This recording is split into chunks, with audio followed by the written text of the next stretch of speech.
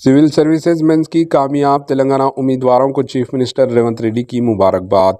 Chief minister Telangana Revanth Reddy ने इन तमाम उम्मीदवारों को मुबारकबाद दी जो रियासत तेलंगाना में यूपीएससी मेंस 2024 इम्तहानात में कामयाबी हासिल की है।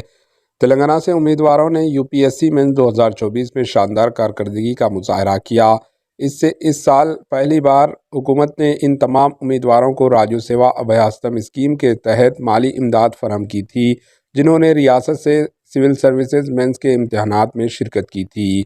इस साल पहली बार लागू की गई राजू सेवा अभयास्तम स्कीम का मकसद सिविल सर्विसेज की तैयारी करने वाले गरीब ख़ानदानों की मदद करना है।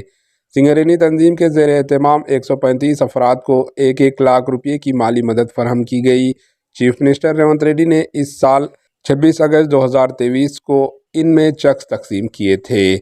20 उम्मीदवार जिन्होंने राजू सेवा अभयास्तम की मदद हासिल की, जो भी ताज़ा तरीन यूपीएससी मेंस के नतायज में कामयाब रहे, जिनमें वरंगल अर्बन ज़िले से साई शिवानी, राहुल पोतुराजू हरिप्रसाद, विक्रम खम्मम ज़िले से नल्लामला साई कुमार, नागराजू नायक, श्रीवानी गड्डे शेवता, मेडचल मलकाजगिरी ज़िले से प्रीति मेदक ज़िले से श्रावण कुमार, मोहम्मद अशफाक रंगारेड्डी ज़िले से, टी सूर्या तेजा महबूबाबाद से, प्रियांजलि सिद्दीपेट से, स्वामी नागर कर्नूल से, गोकुमाला आंजनेलू आदिलाबाद से, आर प्रमोद कुमार विकाराबाद से, बी प्रहलाद जगतियाल से, नीरज कुमार भद्रादी कुत्तागुड़म से, जसवंत कुमार और आसवाबाद कुमरभीम ज़िले से सुधाकर शामिल है।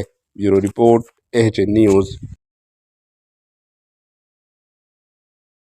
हमारे एचएन न्यूज़ को सब्सक्राइब करिए ताकि आपको नोटिफिकेशंस आते रहे वक्त पर।